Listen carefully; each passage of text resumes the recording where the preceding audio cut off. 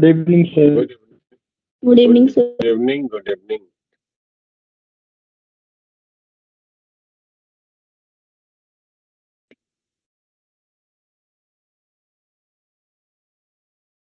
बड़े कम लोग दिख रहे हो भाई। सर वो अभी कुछ लोग सर मैथ्स वाली मीटिंग में है सर, मैथ्स वाले सर डाउट बता रहे थे। नहीं सर, अच्छा, हम लोग अच्छा। आ गए, खत्म हो गई। यस सर, हम लोग आ गए। बड़े कम ही लोग दिख रहे हैं, वैसे तो पूछा मैंने।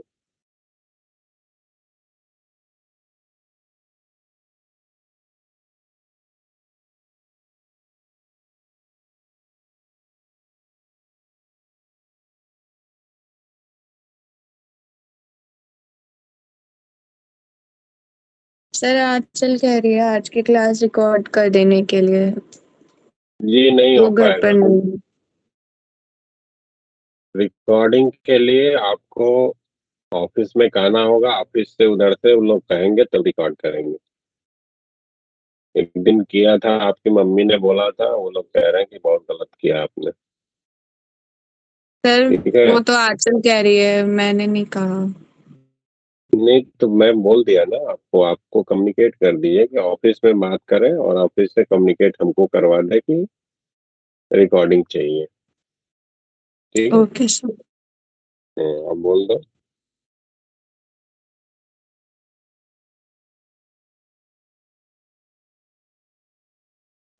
ऑफिस से कहलवा दीजिए कि रिकॉर्डिंग कर लें।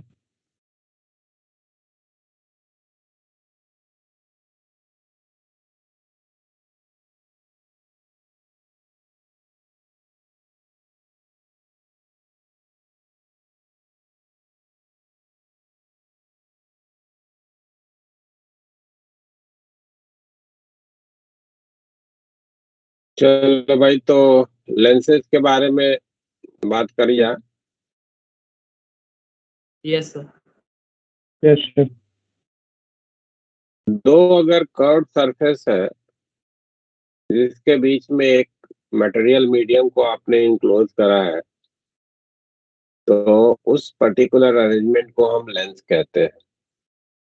ठीक है, जैसे ये कर्व सरफेस हो गया, दूसरा ये कर्व सरफेस हो गया, बीच में एक मटेरियल मीडियम आ गया, तो इसको हम लोग लेंस के रूप में जो है वो रिकॉग्नाइज करेंगे। या सिंपली हमारा एक स्फेरिकल ग्लास का स्फीयर हो जाए, ग्लास का एक स्फीयर है, तो ये भी हमारा जो है वो लेंस के रूप में जो है वो रिकॉग्नाइज किया जाएगा।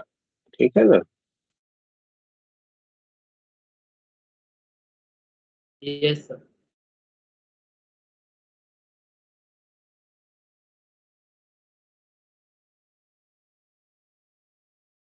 अगर लेंस की जो थिकनेस है, वो थिकनेस जो है वो लेंस के जो इंडिविजुअल सरफेस है उसके रेडियस ऑफ कर्वेचर के कंपेरेबल है, तो उसको हम लोग थिक लेंस कहेंगे। जैसे ये वाला लेंस हमारा थिक कहलाएगा, ये भी हमारा जो है वो थिक लेंस के रूप में जो है वो रिकॉग्नाइज किया जाएगा। जब भी हमारा थिक लेंस होगा तो उस लेंस से ऑब्जेक्ट का इमेज कहाँ पे बनेगा, उसको अगर आपको वर्क करना है तो तरीका वही, जैसे एक स्फीयर का प्रॉब्लम हमने पहले से करा था, इस स्फीयर से ऑब्जेक्ट का इमेज कहाँ पे बनेगा, तो आप ये ऑब्जेक्ट हो करेस्पॉन्डिंग रिफ्रैक्शन को डिस्कस करिए, उसका इमेज कहाँ पे बन रहा है उसको लोकेट करिए। ठीक है भाई। देन वो जो इस सरफेस से रिफ्रैक्शन के बाद इमेज है वो सेकंड वाले सरफेस के लिए ऑब्जेक्ट हो जाएगा। इस सरफेस से रिफ्रैक्शन के लिए वो ऑब्जेक्ट की तरीके से वर्क करेगा। उसका कहाँ पे फाइनली इमेज बन रहा है, इस वाले कर्व सरफेस के लिए फिर से कर्व सरफेस का फॉर्मूला आप यूज करेंगे और वहां से वर्कआउट करेंगे। ठीक है ना। यानी कि जब भी थिक लेंस होगा तो वहां पे आपको दोनों सरफेसेस से अलग अलग रिफ्रैक्शन का डिस्कशन करते हुए फाइनल इमेज के लोकेशन के बारे में इंफॉर्मेशन बनानी है। ठीक है। एक सरफेस का जो इमेज है वो दूसरे सरफेस के लिए ऑब्जेक्ट की तरीके से वर्क करेगा। क्लियर है? Yes sir. Yes sir. Specifically जो लेंस जिसको हम लोग जनरल शब्द के रूप में यूज करते हैं वो थिन लेंस के लिए होता है, बट ऐसा नहीं है कि थिन होना जरूरी है तभी हम उसको लेंस कहेंगे। ठीक है ना? एक स्फीयर है तो ये भी हमारा लेंस की तरीके से ही रिकॉग्नाइज होगा। तो थिन लेंस आप तब कहेंगे जबकि जो थिकनेस है वो रेडियस ऑफ कर्वेचर के कंपैरिजन में काफी छोटा है। If the thickness of the lens is much smaller, note करिए, if the thickness of the lens is much smaller as comparison to the radius of curvature of the boundary surfaces,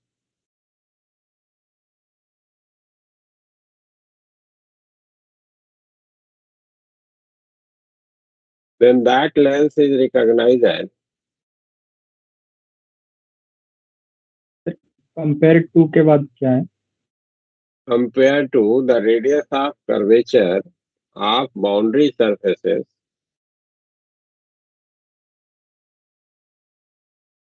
then that lens is recognized as thin lens।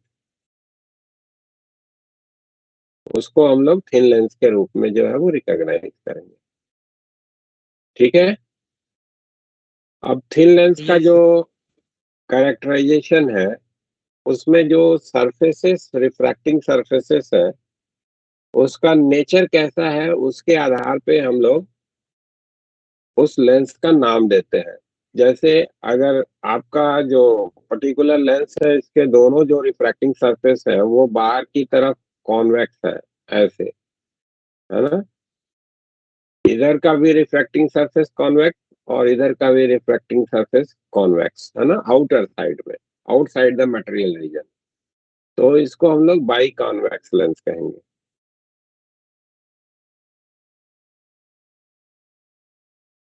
ठीक है?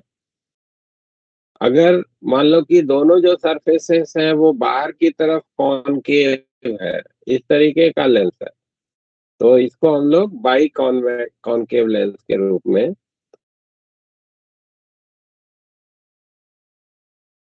Recognise करें।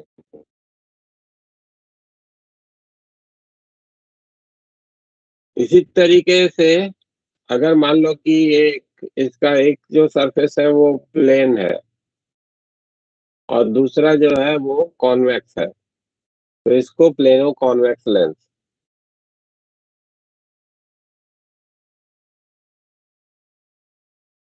Lens के रूप में recognise करेंगे। उसी तरीके से मान लो कि एक प्लेन है, दूसरा जो है वो कॉनकेव है, तो प्लेनो कॉनकेव कहेंगे।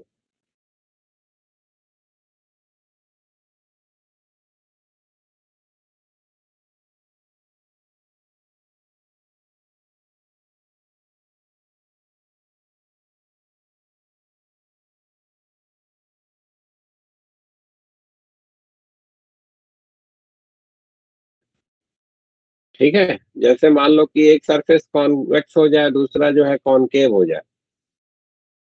जैसे ये हमारा मान लो कि कॉन्वेक्स हो गया और दूसरा वाला जो सरफेस है वो आपका कॉनकेव हो गया, इससे। ठीक है ना? तो इसको हम लोग क्या कहेंगे, इधर वाला कॉन्वेक्स है, इधर में कॉनकेव है, तो कॉन्वेक्स टू कॉनकेव लेंस।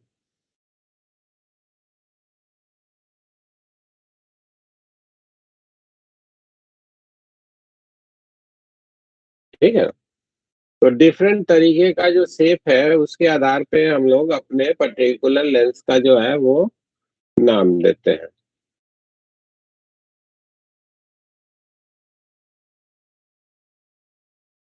अब इस लेंस के डिस्कशन में दो जो सरफेसेस यूज करे जा रहे हैं, जो रिफ्रैक्टिंग सरफेसेस है, उनका स्फेरिकल सरफेसेस है तो उनका कहीं ना कहीं सेंटर होगा उस स्फेरिकल सरफेस का। तो उनके सेंटर टू सेंटर जो ज्वाइनिंग लाइन है, उस पर्टिकुलर लाइन को हम लोग जो है वो principal axis of the lens के रूप में जो है वो रिकॉग्नाइज करेंगे। ठीक है,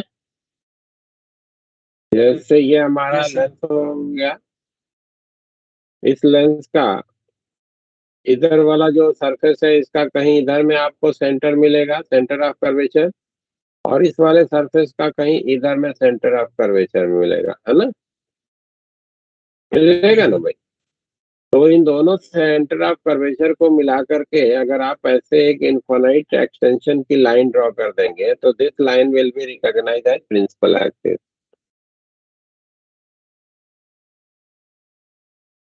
ऐसे एक्सिस, ऐसे लाइन को हम लोग principal axis of the lens के रूप में जो है वो रिकॉग्नाइज करेंगे। क्लियर है बात? Yes, sir. अगर हमारा लेंस जो है वो थिन है, तो थिन लेंस के केस में एक पॉइंट हमको ऐसा मिलता है जिस पॉइंट जाने वाली जो रे है वो अनडेविएटेड दूसरी तरफ निकल जाती है, उसको हम लोग ऑप्टिक सेंटर कहते हैं।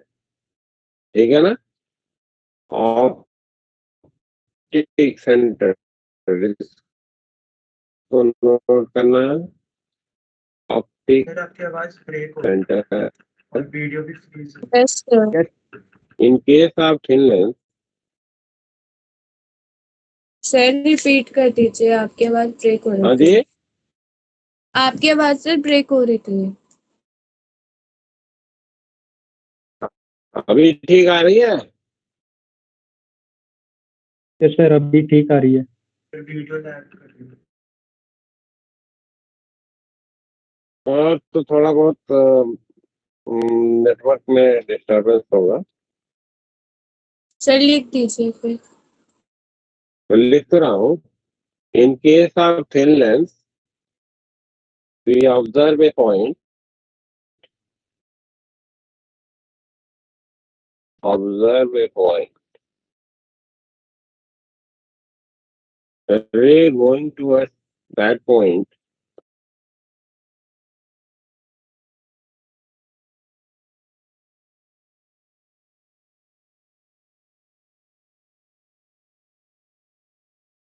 goes undeviated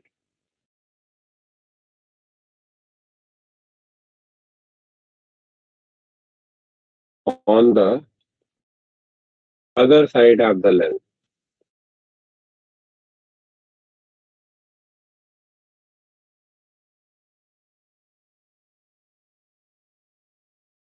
That point is known as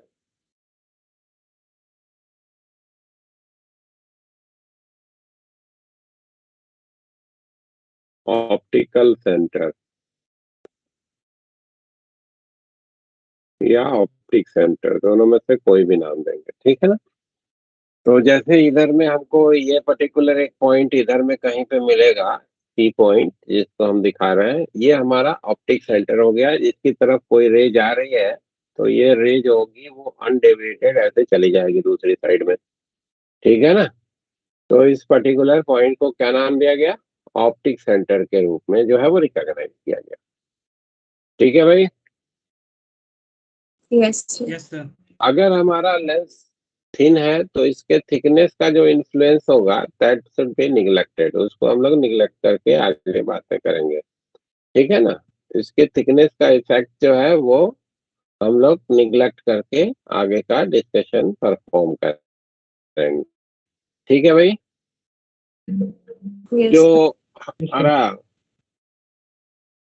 sign convention होगा वो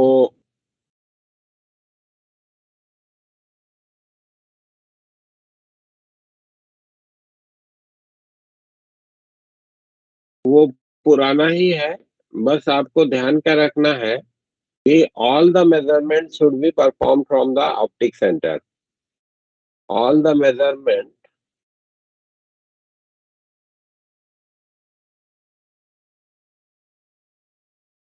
along the principal axis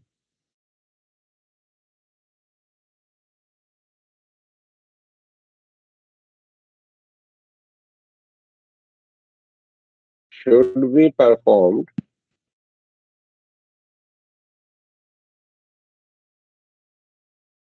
from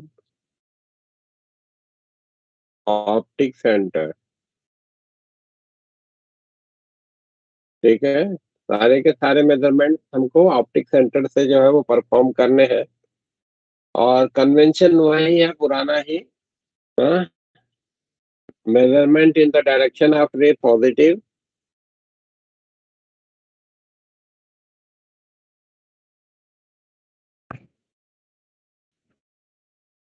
direction of ray positive opposite to the direction of ray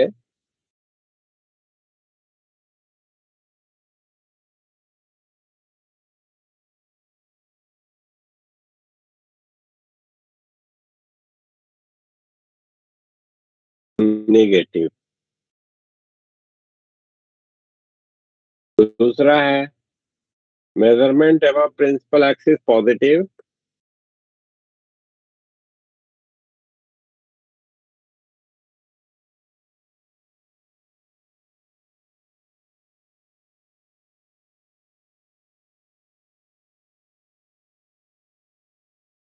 below principal axis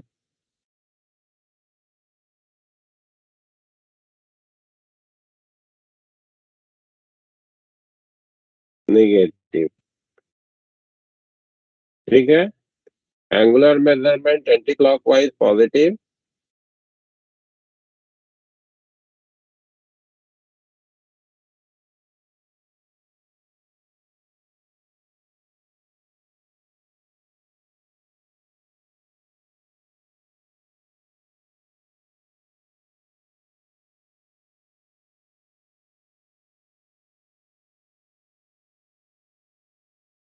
clockwise negative.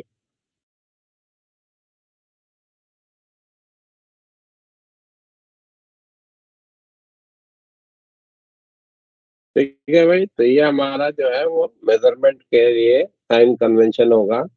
ये sign convention बिल्कुल वैसा ही है जैसा mirror के लिए बताया गया था, बस अंतर हो गया है कि यहाँ पे प्रिंसिपल एक्सिस के अलोंग का जो मेजरमेंट है वो हमको ऑप्टिक सेंटर से परफॉर्म करना है। ठीक है ना, क्लियर है बात? Yes sir. Yes sir. हर लेंस में हमको एक ऐसा पर्टिकुलर पॉइंट मिलेगा जिस जिसमें कि parallel to the principal axis जो रेज होंगी वो after refraction from the lens उस पर्टिकुलर पॉइंट पे जाके कन्वर्ज होंगी या उस पॉइंट से डाइवर्ज होते हुए अपना अपीयरेंस लेंगी। उस पॉइंट को हम लोग सेकेंड फोकल पॉइंट का नाम देते हैं। ठीक है, second focal point, focal point.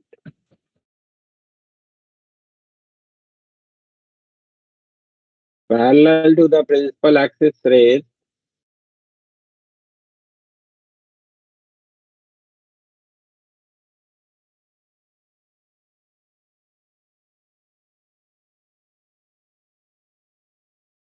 either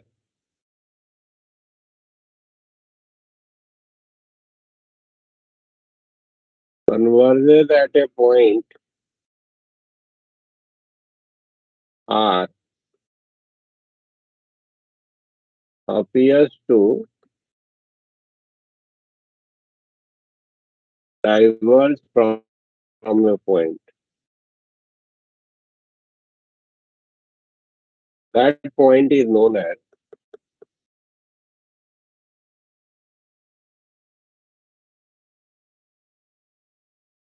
second focal point.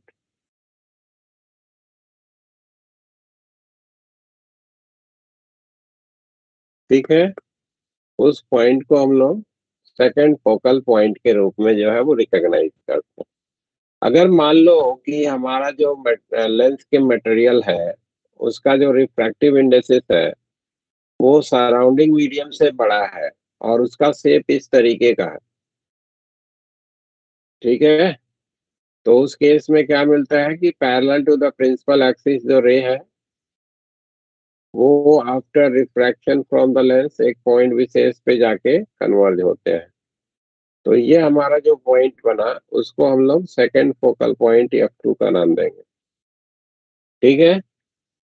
और इस तरीके का जो लेंस होगा इसको, जिसमें कि parallel to the principal axis rays एक पर्टिकुलर पॉइंट पे कन्वर्ज हो रही हैं, उसको कन्वर्जिंग लेंस कहेंगे। कन्वर्जिंग लेंस, ठीक है ना। और ये शेप पे डिफाइंड नहीं है, ये चीज ध्यान रखिएगा। ये शेप से केवल जो है वो जज नहीं करना है। हाँ, अगर parallel to the principal axis rays एक पॉइंट पे कन्वर्ज हो रही हैं तो उस केस में वो हमारा लेंस कन्वर्जिंग कहलाएगा। अगर इस तरीके का शेप होगा और इसके अंदर का जो मटेरियल है इसका रिफ्रैक्टिव इंडेक्स सराउंडिंग से बड़ा होगा, तभी इस तरीके के शेप के लेंस का बिहेवियर कन्वर्जिंग की तरीके से बनेगा। ठीक है। केवल शेप देख के यानी कि Yes, sir. बाई कॉन्वेक्स हमेशा जो है कन्वर्जिंग होगा ऐसा नहीं है। ठीक है। अगर बाई कॉन्वेक्स लेंस है और अंदर का मटेरियल रेयरर हो जाएगा सराउंडिंग से, तो वही जो है डाइवर्जिंग हो जाएगा। ठीक है, ये चीज ध्यान में रखिएगा। तो नॉर्मल सिचुएशन में जो लेंस हम यूज करते हैं उसका मटेरियल जो होता है सराउंडिंग के कंपैरिजन में डेंसर होता है, ग्लास का जनरली बना हुआ लेंस होता है, तो बाई कॉन्वेक्स कन्वर्जिंग के तरीके से बिहेवियर देगा। ठीक है, इसलिए हमने इसको कन्वर्जिंग लिख दिया है। कन्वर्जिंग का केवल मीनिंग शेप से नहीं है, ये ध्यान रखिए। और इसी तरीके से मान लीजिए कि एक मटेरियल जिसका रिफ्रैक्टिव इंडेक्स सराउंडिंग से ज्यादा है उसका बना हुआ लेंस है और बाई कॉनकेव है, तो उस केस में हमको क्या मिलेगा कि parallel to the principal axis जो रेज है they are going to diverge and appears to diverge from a particular point. तो ये पॉइंट हमारा जो है आगे बढ़ाएंगे तो जहां से ये आती हुई अपना अपीयरेंस दे रही है that point will be recognized as second focal point. Clear है। और इस लेंस को हम लोग कहेंगे डाइवर्जिंग लेंस।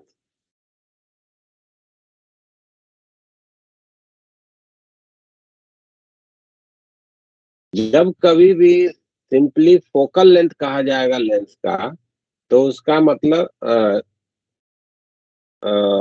मतलब समझिएगा कि ऑप्टिक सेंटर से सेकंड फोकल पॉइंट के बीच का सेपरेशन है। ऑप्टिक सेंटर और सेकंड फोकल पॉइंट के बीच का जो सेपरेशन है उसको हम लोग सेकंड फोकल लेंथ कहेंगे, या जनरल में उसी को फोकल लेंथ कहते हैं। सेपरेशन बिटवीन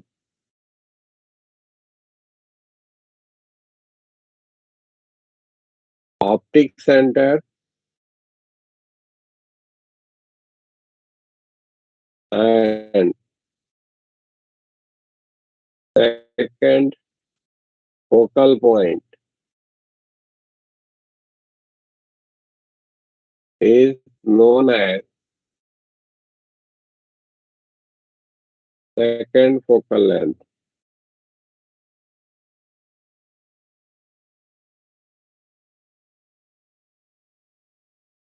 Generally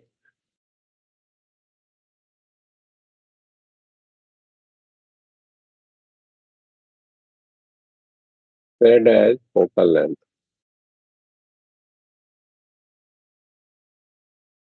तो केवल केवल फोकल लेंथ अगर बोला जा रहा है तो उसका मतलब सेकंड फोकल लेंथ से होता है। क्लियर है बात।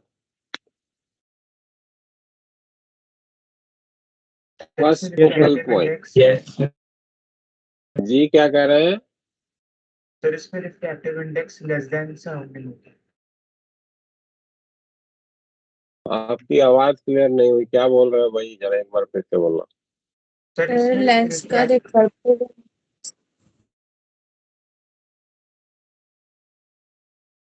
अब दोनों चुप हो गए, एक बार दोनों साथ बोल रहे सर थे। ये बोलना सर ये बोलना चाह रहे हैं कि वो जो लेंस का जो रिफ्रैक्टिव इंडेक्स था वो बाहर के रिफ्रैक्टिव इंडेक्स से ज्यादा था या फिर नहीं, जिसकी वजह से वो डाइवर्ट हुआ।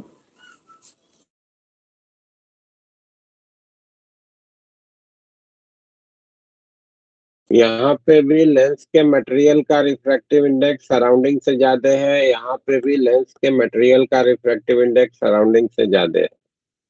ठीक है, यहाँ भी दोनों जगहों पे Yes. ये सराउंडिंग से ज्यादा है, यहाँ भी सराउंडिंग से ज्यादा है। ठीक है, तभी इस शेप का जो लेंस होगा वो डाइवर्जिंग की तरीके से बिहेवियर देगा, और ये वाले शेप का जो लेंस होगा वो कन्वर्जिंग की तरीके से बिहेवियर देगा। आगे जब लेंस मेकर फॉर्मूला बताएंगे तो वहां से आपको समझ में आएगा कि क्यों हम कह रहे हैं ऐसा। ठीक है ना।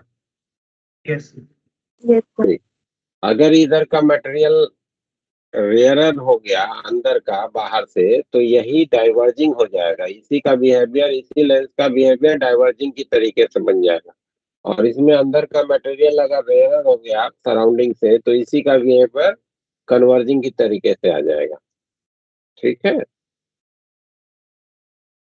तो केवल शेप के आधार पे आप डाइवर्जिंग कन्वर्जिंग नहीं कह सकते हैं, ये ध्यान रखना है। ये सिंपल सा बताने का मकसद था। ठीक है, Yes, sir. First focal point.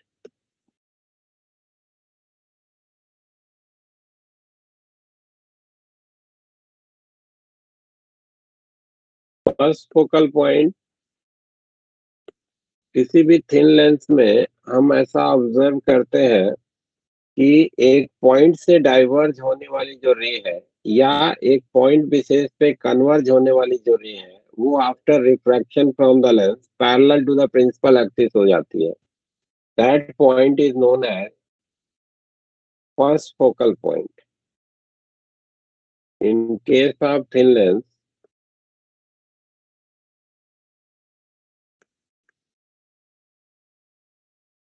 we observe a point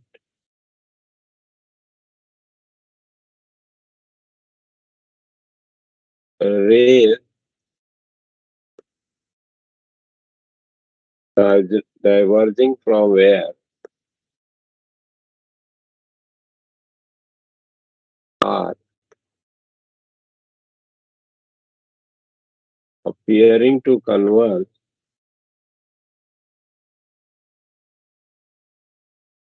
at that point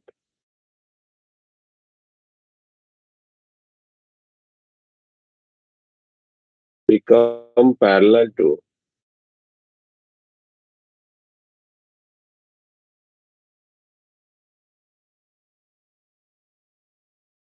principal axis after refraction from lens.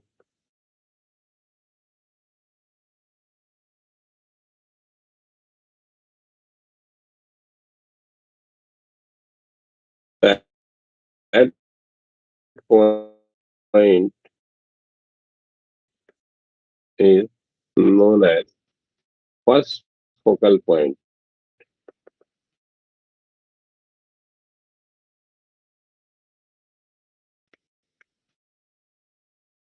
Separation from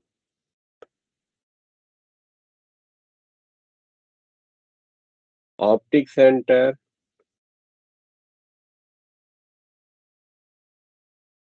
and first focal point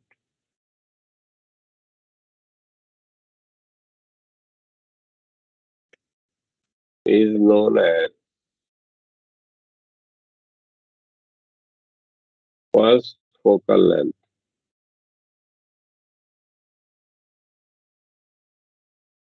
ठीक है ना, इसको फर्स्ट फोकल लेंथ कहेंगे। अगर लेंस के दोनों तरफ का जो मटेरियल है वो सेम हो, ठीक है ना, तो जो length of first focal length है और length of second focal length है, दोनों बराबर मिलता है।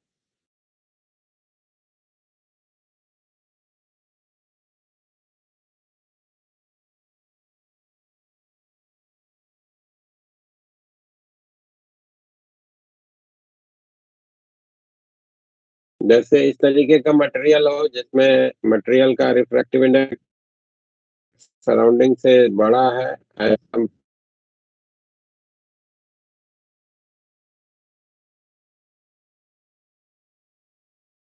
सर आपकी आवाज का कट जो बिहेवियर मिले।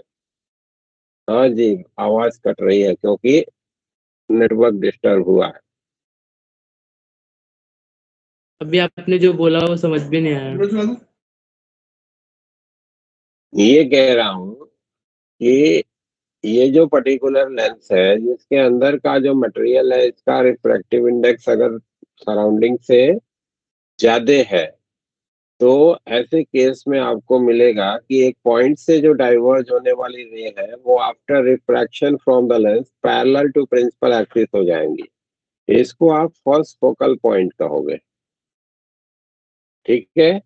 और इसी तरीके यस का इस वाले मटेरियल लेंस को देखो, यहाँ भी इसका मटेरियल का रिफ्रैक्टिव इंडेक्स सराउंडिंग से ज्यादा है तो इसमें जो रे होगी जो कि एक पॉइंट विशेष पे कन्वर्ज होती हुई दिख रही है, ये रे कहीं यहाँ पे जा करके कन्वर्ज होती तो ये रिफ्रैक्शन के बाद parallel to the principal axis हो जाती है। इस पॉइंट को हम लोग फर्स्ट फोकल पॉइंट कहेंगे, ठीक है भाई।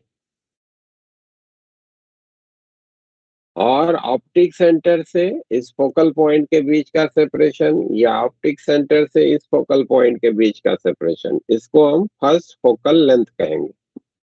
क्लियर है?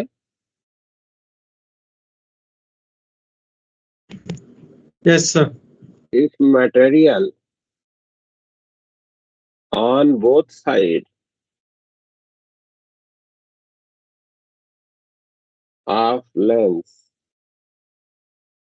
is identical,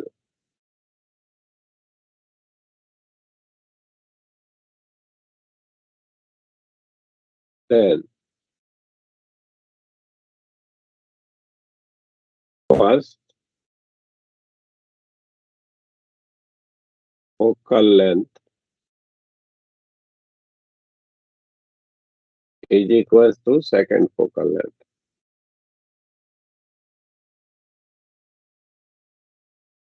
दोनों की जो लंबाई होगी वो बराबर होगी, ठीक है।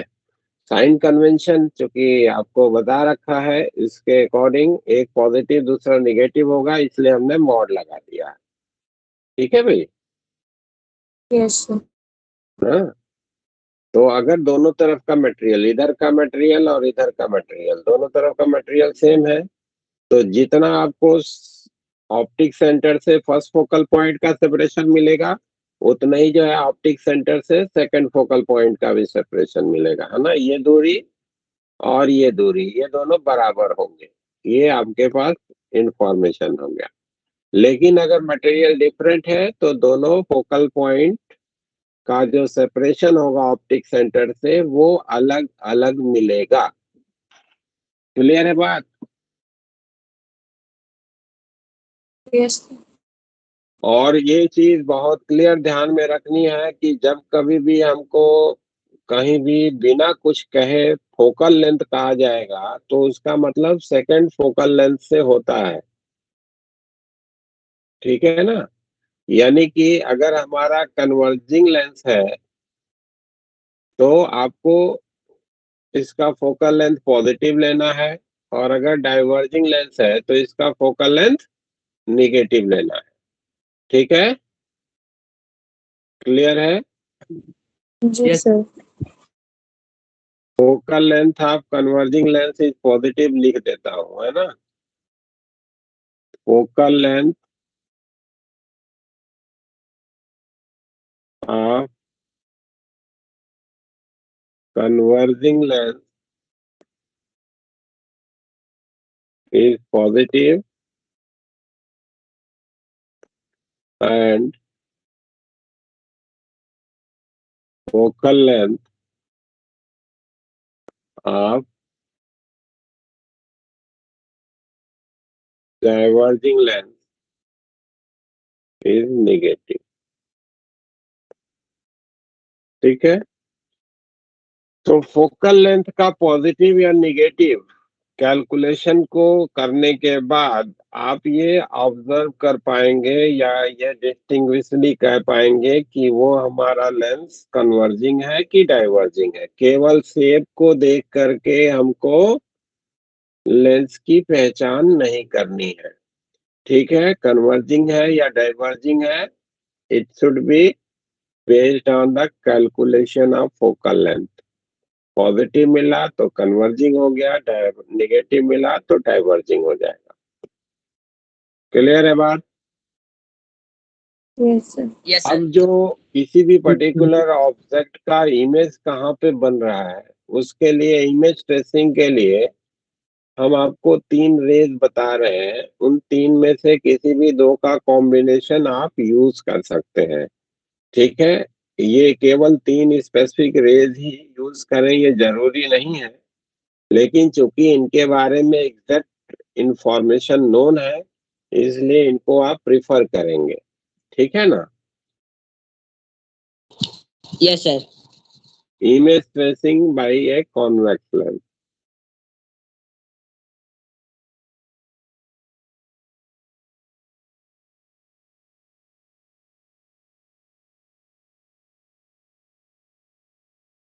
कॉन्वेक्स की जगह पे कन्वर्जिंग सीधे लिख दे रहा, है ना भाई? ये कन्वर्जिंग लेंस।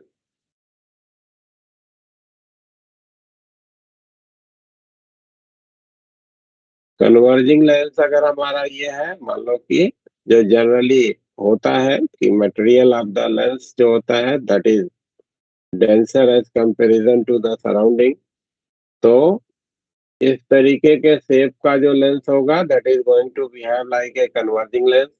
ये मान लो कि principal axis of this lens हो गया, ये इसका ऑप्टिक सेंटर हो गया, और इसके फ्रंट पे एक ऑब्जेक्ट को आपने प्लेस किया है ए बी।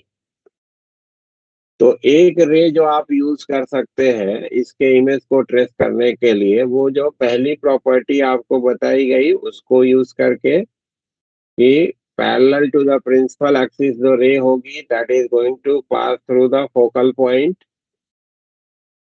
जिसको सेकंड फोकल पॉइंट कहते हैं। दूसरी रे जो आप यूज कर सकते हैं इसके इमेज को ट्रेस करने के लिए, वो ऑप्टिक सेंटर की तरफ जाने वाली जो रे होगी that is going to be undeviated on the other side. ये दूसरी रे आप यूज कर सकते हैं इमेज ट्रेसिंग के लिए। और तीसरी रे फोकस से यानी कि फर्स्ट फोकल पॉइंट से जो जाने वाली रे है वो after refraction from the lens parallel to the principal axis हो जाएगी।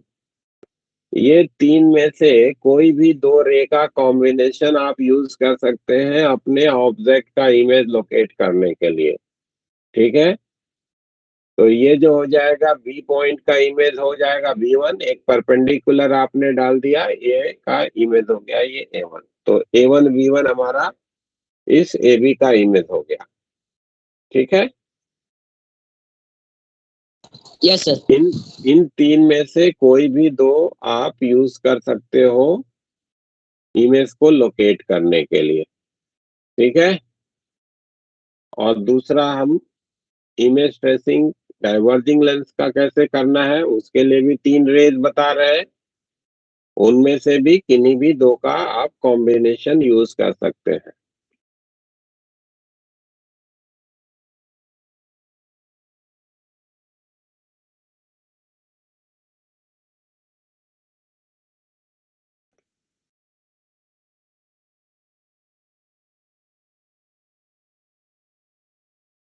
डाइवर्जिंग लेंस,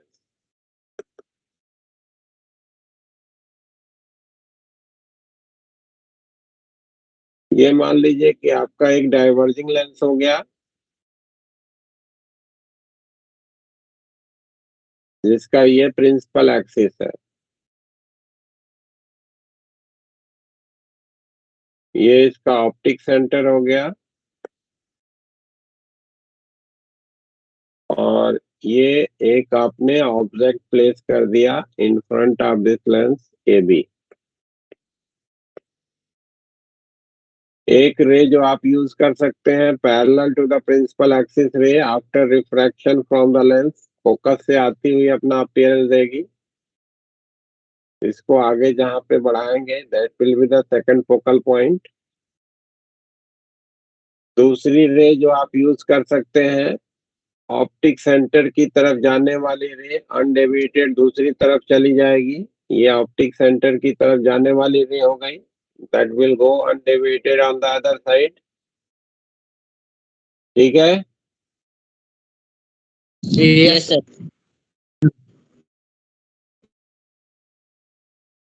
तीसरी रे जो आप यूज कर सकते हैं, फोकल पॉइंट की तरफ जाने वाली जो रे होगी वो आगे बढ़ाएंगे तो ये फोकल पॉइंट मिलेगा। ये after refraction from the lens parallel to the principal axis हो जाएगी। इसको आगे बढ़ाएंगे तो ये भी जाके यहीं पे काटेंगे। ये तीनों का इंटरसेक्शन पॉइंट हो गया।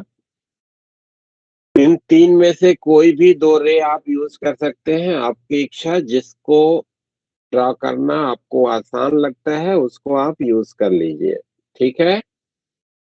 और अगर Yes. आप चाहें तो इसके अलग भी कोई रे भी ले सकते हैं, बट दूसरी रे का एग्जैक्ट लोकेशन आपको नहीं मालूम कि वो कहाँ से जानी चाहिए, इसलिए आप उनको प्रिफर नहीं करेंगे। ये A1 B1 हो गया इसका इमेज। क्लियर है। Yes, sir. Yes, sir.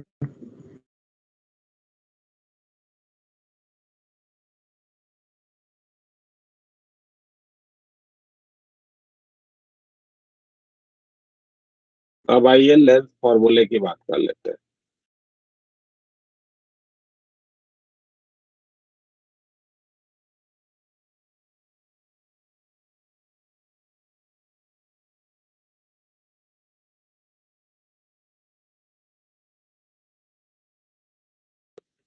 Lens formula,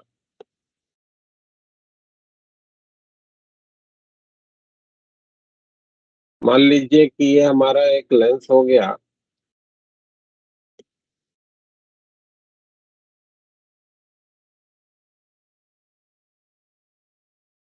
thin lens है, मोटा बना जरूर है बट थिन है। और ये हमने जो है प्रिंसिपल एक्सिस का रिप्रेजेंटेशन किया।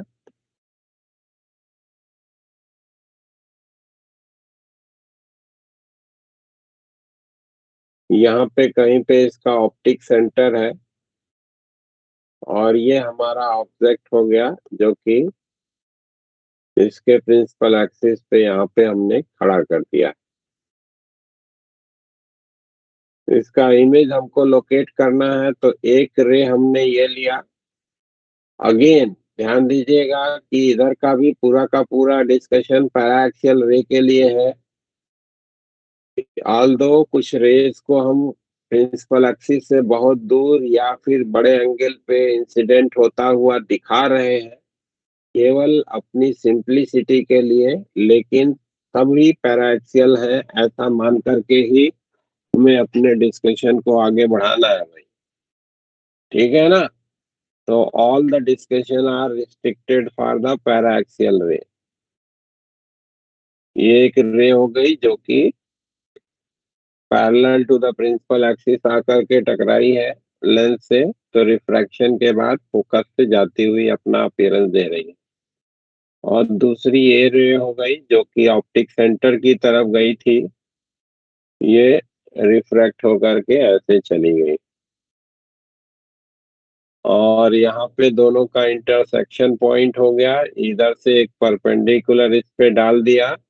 ये बी का इमेज पॉइंट B1 हो गया, ए का इमेज पॉइंट A1 हो गया।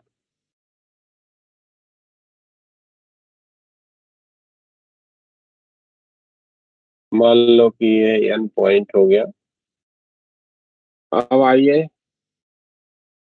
डिस्कशन किया जाए ज्योमेट्री बेस्ड।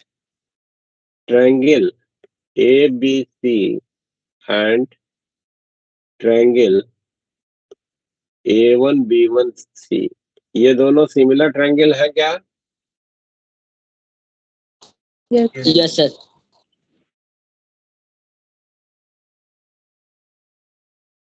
सिमिलर ट्रायंगल है तो सिमिलर ट्रायंगल की प्रॉपर्टी यूज कर लेते हैं। तो हमको मिलता है कि ए बी डिवीजन में A1B1 ये हमारा इक्वल हो जाएगा AC डिवीजन में A1C के। Yes, sir. इसी तरीके से ट्रायंगल NCF और ट्रायंगल B1A1F ये दोनों ट्रायंगल को देखो तो ये भी सिमिलर है। Yes, sir. इन दोनों के लिए भी सिमिलर ट्रायंगल की प्रॉपर्टी यूज करते हैं तो NC upon A1B1 that will be equals to CF upon A1F से लिखा जाएगा। NC और AB इक्वल है।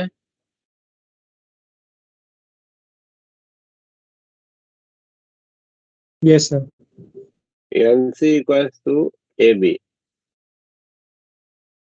इसलिए इन दोनों इक्वेशन का लेफ्ट साइड इक्वल हो गया तो राइट साइड भी बराबर हो जाएगा।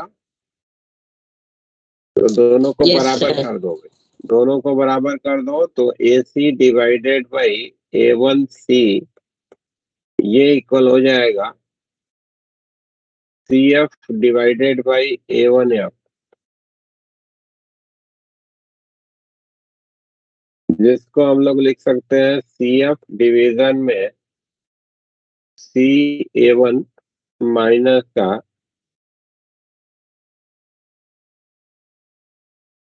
CF लिख सकते हैं क्या? Yes, sir. A1F को लिखना है तो CA1 माइनस का CF लिख सकते हैं। Yes, sir. अब यहाँ पे ऑब्जेक्ट पोजीशन को फिर से वही U, फोकल लेंथ को F और इमेज पोजीशन को V से हम रिप्रेजेंट करेंगे, साइन के साथ इसमें लिखेंगे। तो C से A तक जा रहे हैं, रे के अपोजिट डायरेक्शन में जाना है, ये ऑब्जेक्ट का पोजीशन है, यानी कि AC को माइनस का U लिखा जाएगा।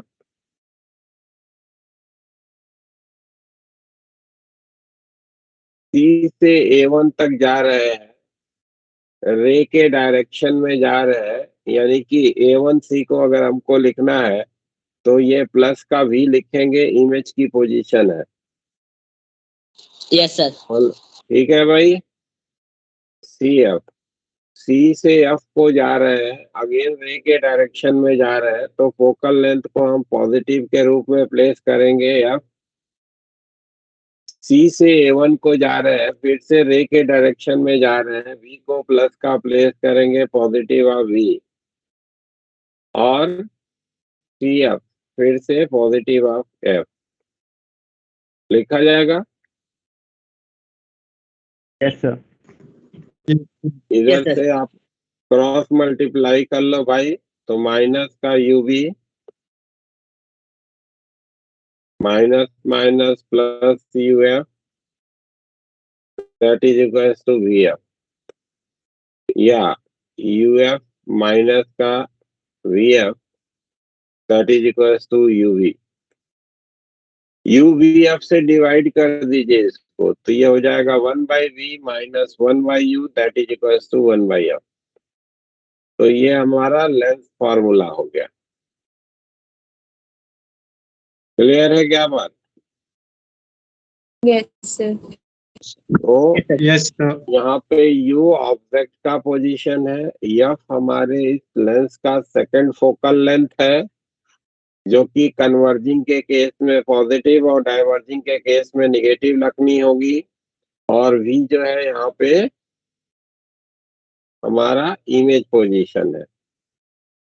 साइन के साथ इसमें सारे इंफॉर्मेशन को फिल करना है और उसी के करिस्पॉन्डिंग अगर V की वैल्यू पॉजिटिव मिलती है तो हमारा जो इमेज होगा वो रियल होगा। If V is calculated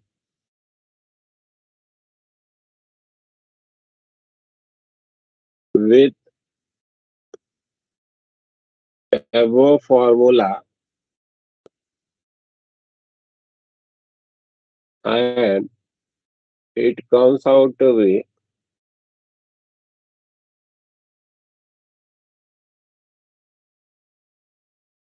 positive, image will be real,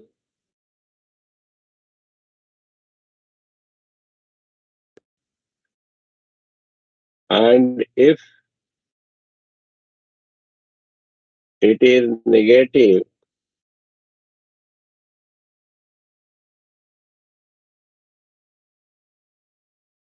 image will be virtual. ठीक है। अगर v की वैल्यू हम कैलकुलेट करते हैं पॉजिटिव मिलता है तो इसका मतलब होगा कि इमेज हमारा रियल है, और अगर v नेगेटिव मिलता है तो इसका मतलब इमेज जो है वो हमारा वर्चुअल होगा। अब एक्सटेंडेड ऑब्जेक्ट के केस में मैग्निफिकेशन को कैसे कैलकुलेट करना है उसकी भी बात कर लेते हैं, ठीक है ना। मैग्निफिकेशन या सिंपली जिसको लेटरल मैग्निफिकेशन कहते हैं वही हमारा मैग्निफिकेशन भी है।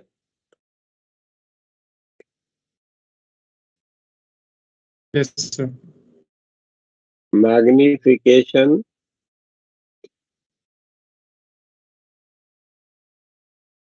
या इसी को लेटरल मैग्निफिकेशन कहते हैं।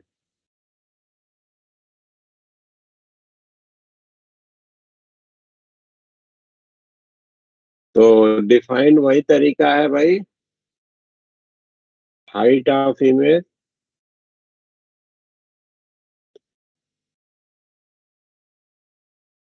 और हाइट ऑफ ऑब्जेक्ट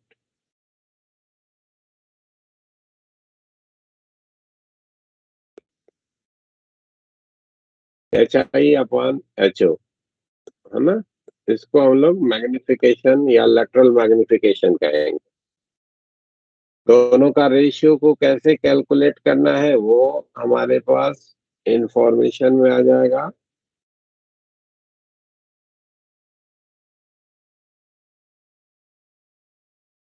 एक ये रे फोकस से पास करा दिया, दूसरा ऑप्टिक सेंटर की तरफ जाने वाला ये इंटरसेक्शन पॉइंट, ये भी ऑब्जेक्ट हो गया। इधर से एक परपेंडिकुलर डाल दिया A1 B1, ये आपका इमेज हो गया। ये आपका ऑप्टिक सेंटर है। Triangle ABC and triangle A1B1C, इससे देखिए आपको दिखता है सिमिलर ट्रायंगल है तो AB डिवीजन में A1B1 that is equal to AC division में A1C से लिखा जाएगा। AB हमारा हाइट ऑफ ऑब्जेक्ट है, पॉजिटिव लिखा जाना है। A1B1 हमारा हाइट ऑफ इमेज है, निगेटिव से लिखा जाएगा, प्रिंसिपल एक्सिस के नीचे बना। ये इक्वल हो जाएगा किसके, AC, C से A तक जाना है, निगेटिव लिखोगे, और A1C, C से A1 तक जाना है, प्लस का भी लिखोगे इमेज की पोजीशन, यानी कि HI/HO ये आपको मिल गया V/U। तो मैग्निफिकेशन को लिखने का फॉर्मूला हो गया V/U। ठीक है क्या। Yes, sir. तो ये दो फॉर्मूले हो गए जो आपके लेंस के लिए यूज होने हैं, एक तो इधर मैग्निफिकेशन का और दूसरा ये लेंस फॉर्मूला ये वाला। ये दोनों फॉर्मूले को हमको ध्यान में रखना है।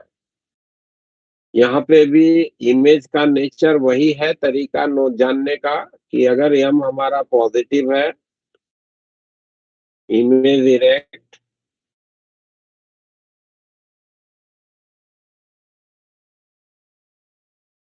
m अगर निगेटिव मिला तो inverted image,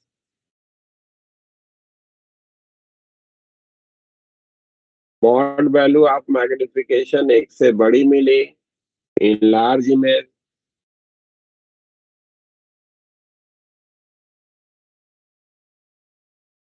mod value of magnification 1 से छोटा मिला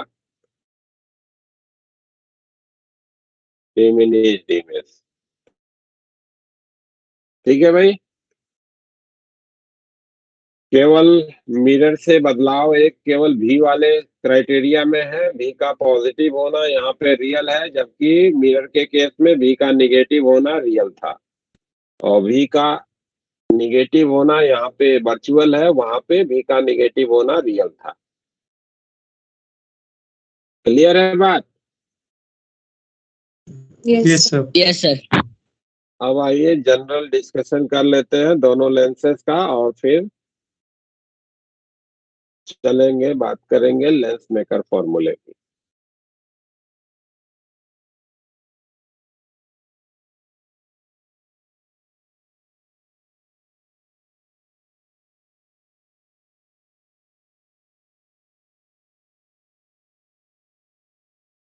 general discussion for image formation by converging lens.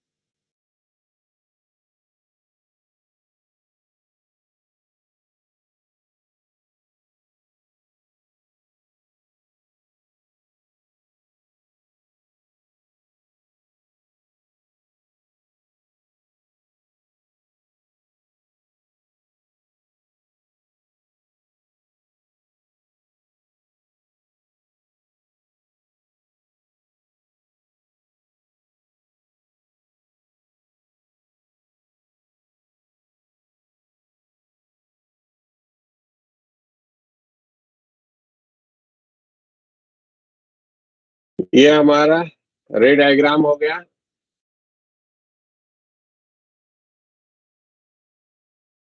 Object के लिए मान लीजिए कि ऑब्जेक्ट की जो प्लेसमेंट है वो ऑप्टिक सेंटर से एक्स डिस्टेंस पे आपने कर दिया है।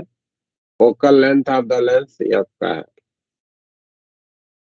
फॉर्मूला हमको मिला था, या एफ नॉट कह देते हैं ना, एफ नॉट, एफ से अलग लिखने के लिए 1/v minus 1/u that is equal to 1/f, ये हमारा फॉर्मूला था। इस फॉर्मूले में u की जगह पे माइनस ऑफ एक्स रखना है, और f की जगह पे क्या रखना है?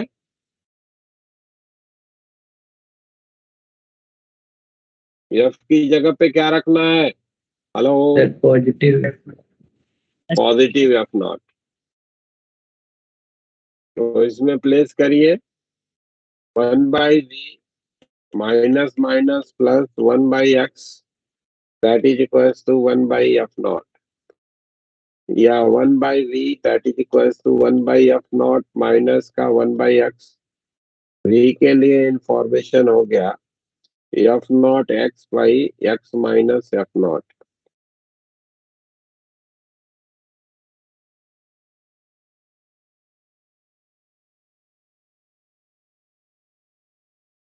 ठीक है,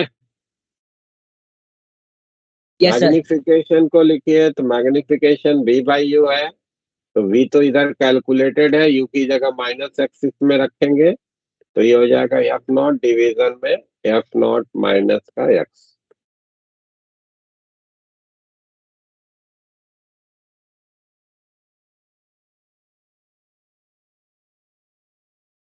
अब इधर में देखिए तो आपके पास इंफॉर्मेशन क्या बनता है इस बी और यू को देख करके। अगर एक्स जो है वो बहुत बहुत बड़ा है एफ नॉट से, यानी कि object is far far away place किया गया, बहुत दूर रखा गया है, तो एक्स की वैल्यू अगर एफ नॉट्स के कंपैरिजन में बहुत बड़ी है तो v की वैल्यू पॉजिटिव मिलेगी, एफ नॉट के बराबर होगी ना। Yes, sir. और मैग्निफिकेशन को अगर आप देखो तो ये आपको मिलता है निगेटिव, और मैग्निफिकेशन की जो न्यूमेरिकल वैल्यू आपको मिलेगी it will be very very small as comparison to 1। Yes, sir. यानी कि हाँ, image at focus inverted image so diminished. highly diminished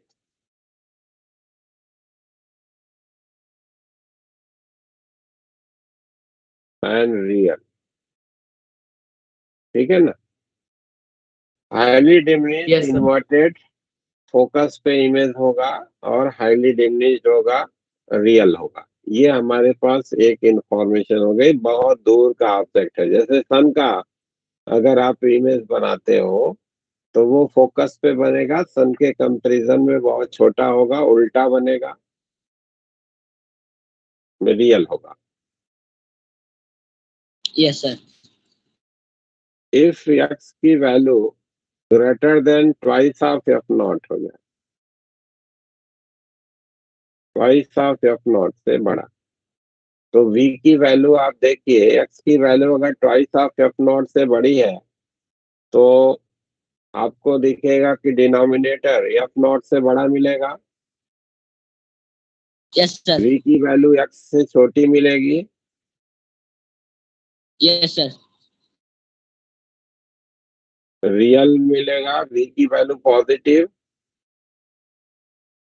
smaller than x, है ना। यानी Yes, कि sir. ऑब्जेक्ट के कंपैरिजन में करीब बनेगा इमेज लेंस से, रियल हाँ, सर। बनेगा। इतना जानकारी बना। इधर से देखो तो मैग्निफिकेशन निगेटिव है और मॉड वैल्यू ऑफ मैग्निफिकेशन एक Less से than छोटा हो जाएगा, तो मैग्निफिकेशन निगेटिव मिलेगा और मॉड वैल्यू ऑफ मैग्निफिकेशन एक से छोटा हो जाएगा ना। yes, sir. Yes, sir. तो रियल हो गया, इन्वर्टेड हो गया, Diminished. डिमिनिश्ड हो गया,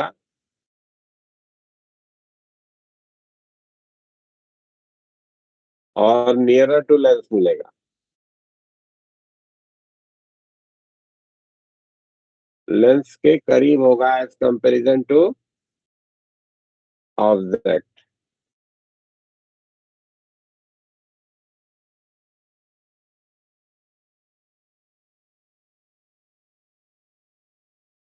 ठीक है। Yes, sir. Yes, sir.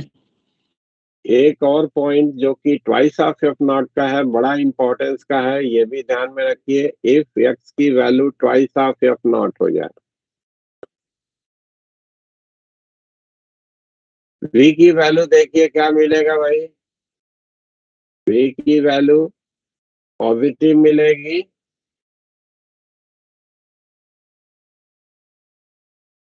Yes. Yes, sir. Yes, sir. v की value twice of F not भी मिलेगी, हाँ, Yes. Yes, sir.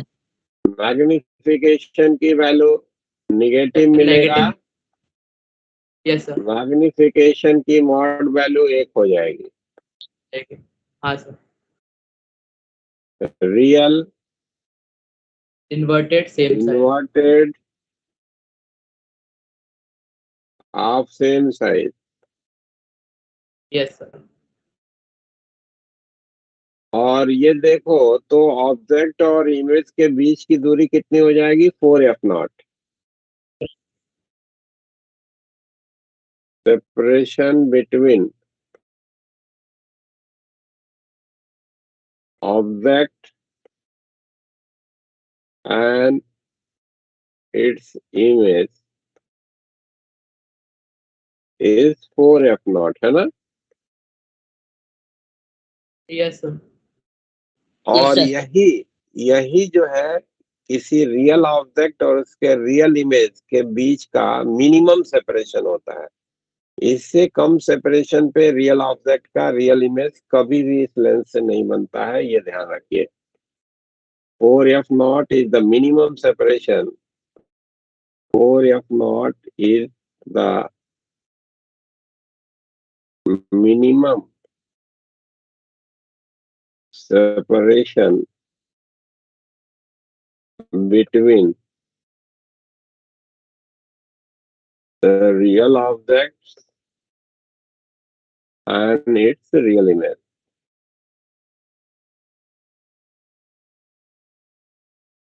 किसी रियल ऑब्जेक्ट और उसके रियल इमेज के बीच का अगर कभी मिनिमम सेपरेशन की बात करी जा रही है तो वो हमेशा 4f0 के बराबर है ना, मिनिमम सेपरेशन।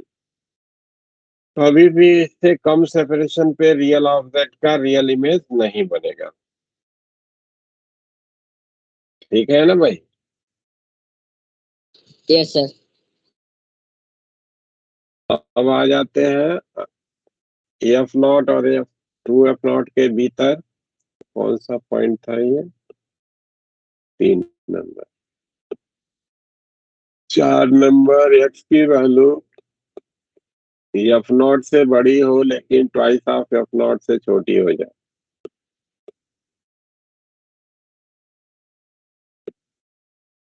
f0 से बड़ी और ट्वाइस ऑफ f0 से छोटी। जरा देखो भाई v क्या मिला?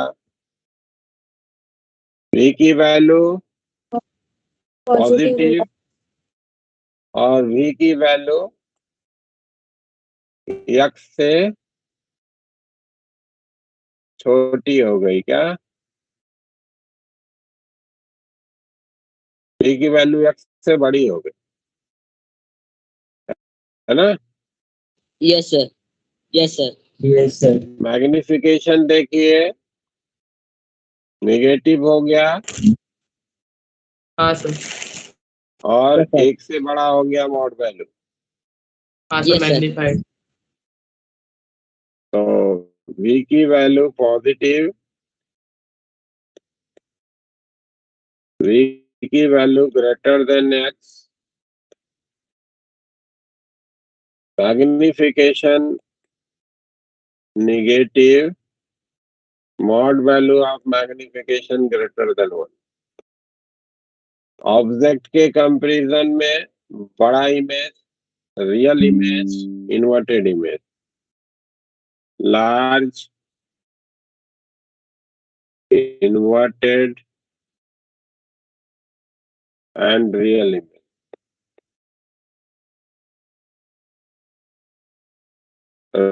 Large inverted and real image हो गया और ये ऑब्जेक्ट के कंपैरिजन में दूर बनेगा।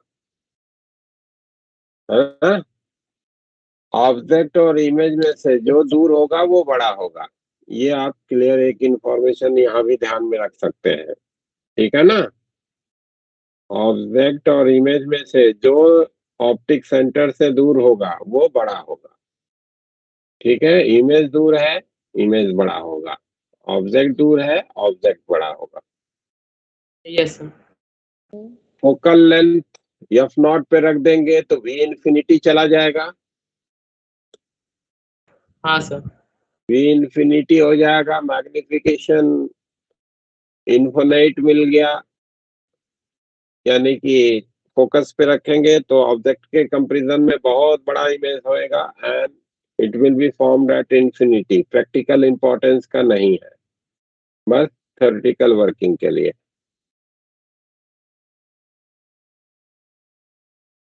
क्योंकि बहुत दूर का जो इमेज होगा वहां पे जो इंटेंसिटी ऑफ द लाइट होगी that will be very minute, है ना? इसलिए प्रैक्टिकल इंपॉर्टेंस का पॉइंट नहीं है।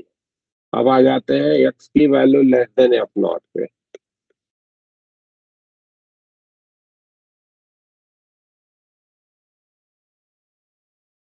x की वैल्यू अगर एफ नॉट से छोटी हो गई भाई, v क्या मिल गया?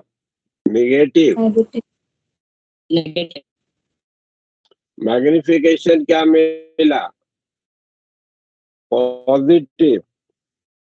Positive. Mod value of magnification एक से छोटा, है ना? एक मिनट, एक से बड़ा। Mod value of magnification Yes. एक से बड़ा। Yes sir. तो v निगेटिव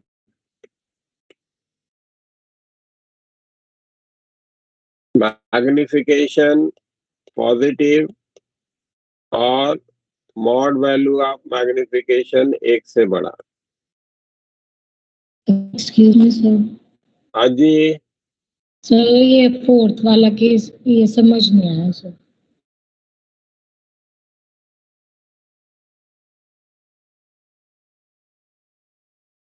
यहाँ पे x की जगह पे टू एफ नॉट और टू एफ नॉट के बीच की कोई भी वैल्यू रखेंगे तो डिनोमिनेटर पॉजिटिव है, यस सर। तो पॉजिटिव है तो v पॉजिटिव हो जाएगा। Yes sir. इधर आ जाइए, एफ नॉट और टू एफ नॉट के बीच का x की वैल्यू है तो m निगेटिव हो जाएगा। Yes sir. m निगेटिव हो गया और मॉड वैल्यू देखना है तो ये एफ नॉट है और ये टू एफ नॉट से छोटा है, तो दोनों का डिफरेंस एफ नॉट से छोटा मिलेगा यस और एफ नॉट के साथ रेशियो करेंगे तो एक से बड़ा हो जाएगा। यस ठीक है, यस सर। हाँ तो वही लिखा है ना बेटा। देखो, मॉड वैल्यू ऑफ मैग्निफिकेशन एक से बड़ा, v की वैल्यू पॉजिटिव, v की वैल्यू x से बड़ी और m की वैल्यू निगेटिव। और ये Yes. 5 नंबर में कोई दिक्कत? No sir. हाँ, तो आपको इमेज के लिए नेचर का इंफॉर्मेशन क्या हो गया? वर्चुअल,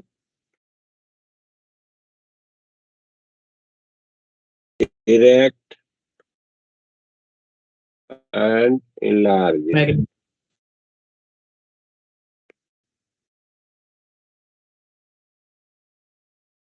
ठीक है, वर्चुअल, इरेक्ट और इनलार्ज इमेज। ऑब्जेक्ट के कंपैरिजन में बड़ा बनेगा, वर्चुअल होगा और सीधा होगा। ऑब्जेक्ट के कंपैरिजन में सीधा होगा। ये इमेज की कैरेक्टरिस्टिक हो गए। ठीक है क्या? Yes, sir. कोई problem? No sir. No, sir. No sir.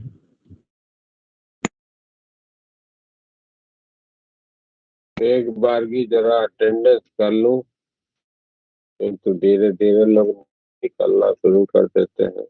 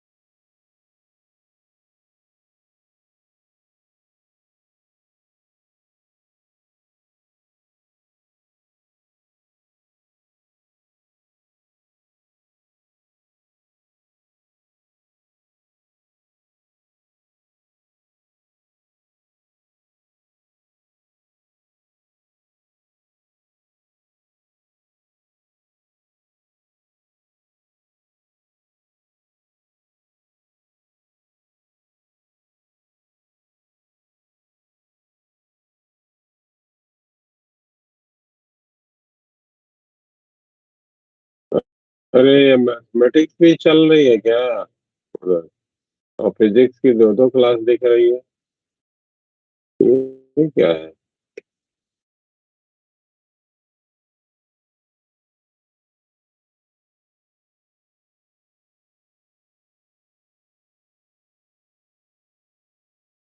एक मिनट देखो ये।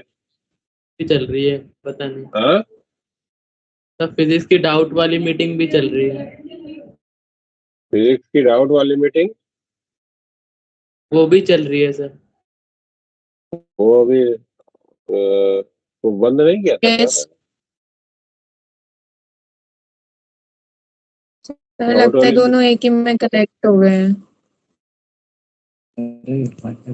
कुछ लोग उधर भी चले गए क्या डाउट में? किसी स्टूडेंट ने स्टार्ट करके छोड़ दिया वो शुरू से, और फिर उसने टेक्निकल की मीटिंग दूसरी है। है होल्ड पे है लेकिन वो। देख रहा हूँ तो कौन है, एक मिनट। सर सौरभ नाम का है, मैंने देख लिया। एक से एक कहानीकार है भाई।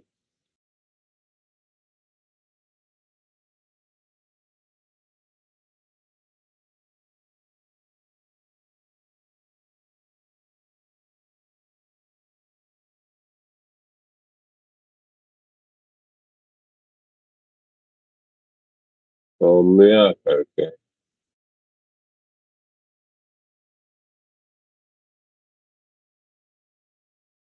सौम्या दुबे करके कोई है। सौरभ कहाँ का है? वो भी होल्ड पे है, इस मीटिंग में भी होल्ड पे है। हाँ,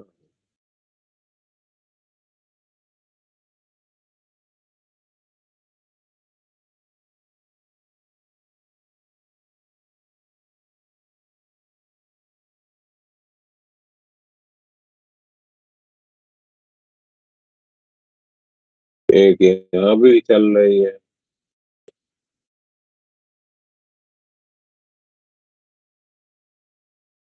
चलो उससे क्या लेना देना।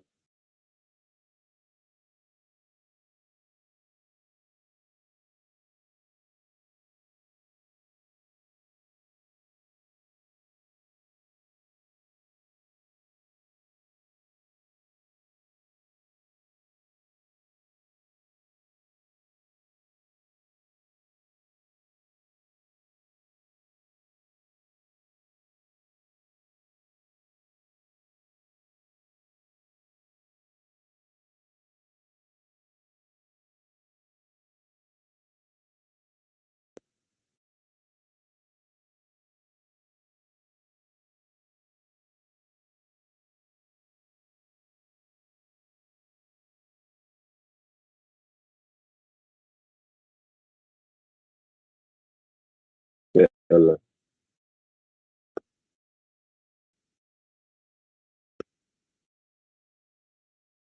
हाँ जी, तो ये हो गया तुम्हारा। तो इसके बारे में इंफॉर्मेशन, लार्ज इन्वर्टेड और रियल इमेज था पहला एफ और 2f0 के बीच का। और ये हो गया virtual erect and enlarge image. अब आइए बात कर लेते हैं थोड़ा सा जनरल डिस्कशन डाइवर्जिंग लेंस के लिए। General discussion for diverging lens.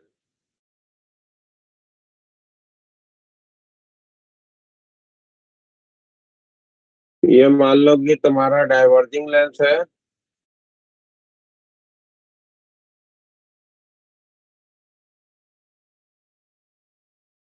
एक ऑब्जेक्ट को in front of the lens रख दिया गया, parallel to the principal axis ray, एक पॉइंट विशेष से डाइवर्ज होते हुए अपीयरेंसली ये ऑप्टिक सेंटर की तरफ जाने वाली रे अनडिवेटेड दूसरी तरफ चली गई। इसको आगे बढ़ा दिए, जहां पे जाके काटा है ये बी पॉइंट का इमेज हो जाएगा B1। यहाँ से एक परपेंडिकुलर डाल देंगे A1 B1, ये हमारा इमेज हो जाएगा। ठीक है। Object separation from the optic centre x की है। लेंस फॉर्मूला यूज करिए 1/d - 1/u that is equals to 1/f। ठीक है। Yes sir.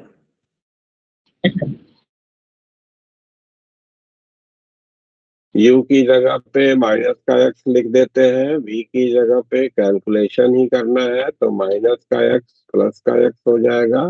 फोकल लेंथ इधर में आपका माइनस का एफ नॉट रखा जाएगा। ठीक है ना? Yes, sir. 1/v माइनस का 1/f नॉट माइनस का 1/x। v के लिए इंफॉर्मेशन हो गया माइनस का F naught x by F not plus x. लिख सकते हैं मैग्निफिकेशन v बाई यू, ये हो जाएगा एफ नॉट डिवीजन में एफ नॉट प्लस एक्स। अब यहाँ पे x की वैल्यू कुछ भी रखा जाए हमको मिलेगा v निगेटिव ही, और x की वैल्यू कुछ भी रखोगे मैग्निफिकेशन पॉजिटिव मिलेगा और एक से छोटा मिलेगा। ठीक है ना? For all value Yes, of sir. x, for all value of x v negative है, मैग्निफिकेशन पॉजिटिव है और मॉड वैल्यू ऑफ मैग्निफिकेशन एक से छोटा है। यानी कि for real image, for real object, virtual image, real object diverging length always forms virtual erect and diminished image। Yes sir. ठीक है, ये हमेशा के लिए आपका किसी भी पोजीशन के लिए जनरल इंफॉर्मेशन हो गया। रियल ऑब्जेक्ट का डाइवर्जिंग लेंस जब भी इमेज बनाएगा तो वो हमेशा वर्चुअल बनाएगा, इरेक्ट बनाएगा और ऑब्जेक्ट के कंपैरिजन में छोटा बनाएगा। ये आपका जनरल इंफॉर्मेशन हो गया। अब एक छोटा सा ना हो तो प्रॉब्लम कर लेते हैं। ठीक है, yes sir.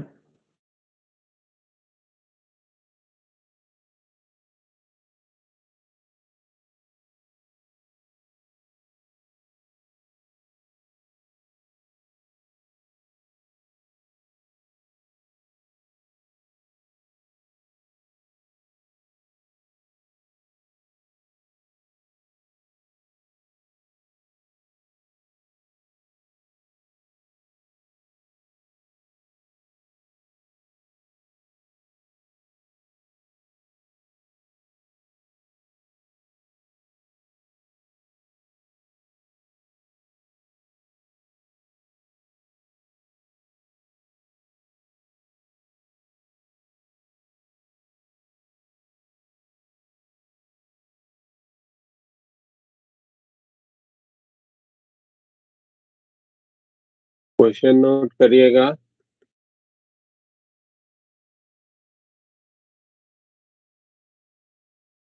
A diverging lens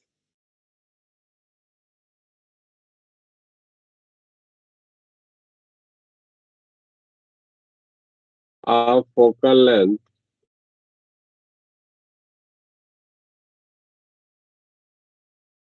(20 centimeter) is separated by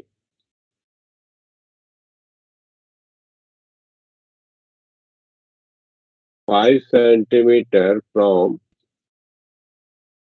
a converging mirror.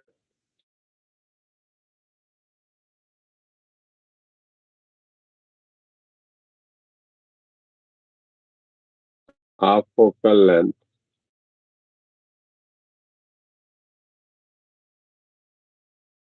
(10 centimeter). Where should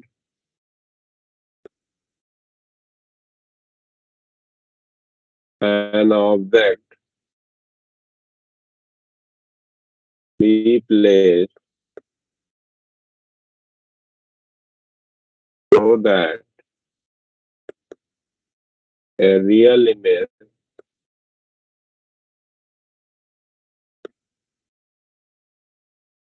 is formed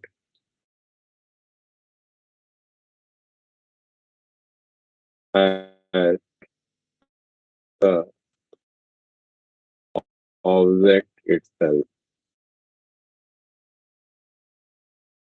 ठीक है, ये हमको प्रॉब्लम में दिया गया कि एक डाइवर्जिंग लेंस है जिसका फोकल लेंथ 20 सेंटीमीटर है और एक कन्वर्जिंग मिरर से 5 सेंटीमीटर की दूरी पे इसको रखा गया है। आपसे पूछा जा रहा है कि एक ऑब्जेक्ट को कहाँ पे रखा जाए जिससे कि उसका रियल इमेज बन जाए ऑब्जेक्ट इटसेल्फ पे। अब आपके पास एक क्लियर बहुत इंफॉर्मेशन बननी चाहिए यहाँ पे कि अगर कोई पर्टिकुलर रे after the refraction from the lens mirror पे जाकर के उसके परपेंडिकुलर हिट करती है तो रे जैसे आई थी वैसे लौट जाएगी। Yes sir. Yes, तो sir. जहाँ पे ऑब्जेक्ट है वहीं पे इमेज बन जाएगा। एक तो ये सिचुएशन हो सकती है, ठीक है। दो तरीके की सिचुएशन हो सकती है जिसमें ऑब्जेक्ट की लोकेशन पे ही इमेज बन जाए।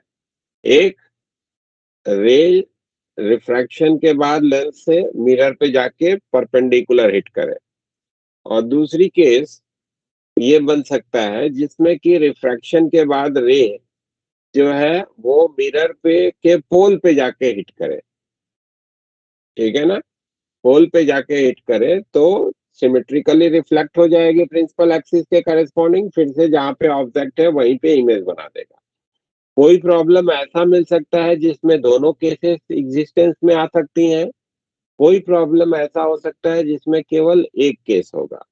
जैसे यहाँ पे इस वाले प्रॉब्लम में रे को चूंकि डाइवर्ज होना है तो वो पोल पे जाके कन्वर्ज नहीं हो सकती क्योंकि डाइवर्जिंग लेंस है ना। Yes, sir. यस। ठीक है, तो इसमें जो है दूसरा वाला केस नहीं हो सकता। लेकिन अगर मान लो कि ऐसा एक पर्टिकुलर लेंस है और एक ये मिरर है जिसके फ्रंट में आपने ऐसे एक मिरर को रख दिया, मान लो कि ये तुम डाइवर्जिंग ही रख दिए, है ना। तो इस तरीके का अगर सिचुएशन होगा तो इसमें दोनों सिचुएशन बन सकती है। एक रे जो यहाँ से चली है वो जाके इस पे परपेंडिकुलर हिट करे तो जैसे आई थी वैसे लौट जाएगी, जहाँ पे ऑब्जेक्ट है वहीं पे इमेज बन जाएगा। दूसरा केस ये हो सकता है कि यहाँ से चली रे और ये इसके पोल पे जाके हिट कर गई तो ऐसे आई थी ऐसे लौट जाएगी ना। क्या बात समझ में आ रहा है। Yes, sir. तो ऐसे सिचुएशन में दोनों कंडीशन बन सकती है कन्वर्जिंग और डाइवर्जिंग मिरर के कॉम्बिनेशन के केस में। लेकिन इस केस में केवल एक सिचुएशन हो सकती है, यहाँ से रे चली, रिफ्रैक्शन के बाद मिरर पे जाके परपेंडिकुलर हिट करी, जाकर के जैसे आई थी वैसे लौट जाएगी, यहाँ पे जाकर के इमेज बन जाएगा। तो इसको आप बनाइएगा, ठीक है, बन जाएगा। तो उसका कल आंसर बताइएगा या नेक्स्ट क्लास में। कल अगर मिलता है तो बहुत बढ़िया, नहीं तो नेक्स्ट क्लास में। यस सर, है कल। कल है, आ गया है टाइम टेबल। यस चलिए बढ़िया, तो कल इसको फिर आगे बढ़ाते हैं ना। ऑप्टिक्स वाला जो चैप्टर है वो बड़ा ही सिंपल भी है और बड़ा ही क्वेश्चन भी आते हैं बहुत ज्यादा। बस प्रॉपर सारी चीजों को ध्यान में रखना है ना, इसीलिए मैं थोड़ा Yes. टाइम भी ले रहा हूँ कि हर एक पॉइंट बता दूं, क्योंकि इसमें गलती होने की संभावना बहुत कम रहती है अगर प्रॉपर तरीके से आप जाओगे तो। इसलिए हर पॉइंट को बता दे रहा है टाइम लेते हुए। हाँ? तो थोड़ा सा डिलेड चल रहे हैं हम लोग, बट डिलेड चलना ठीक है।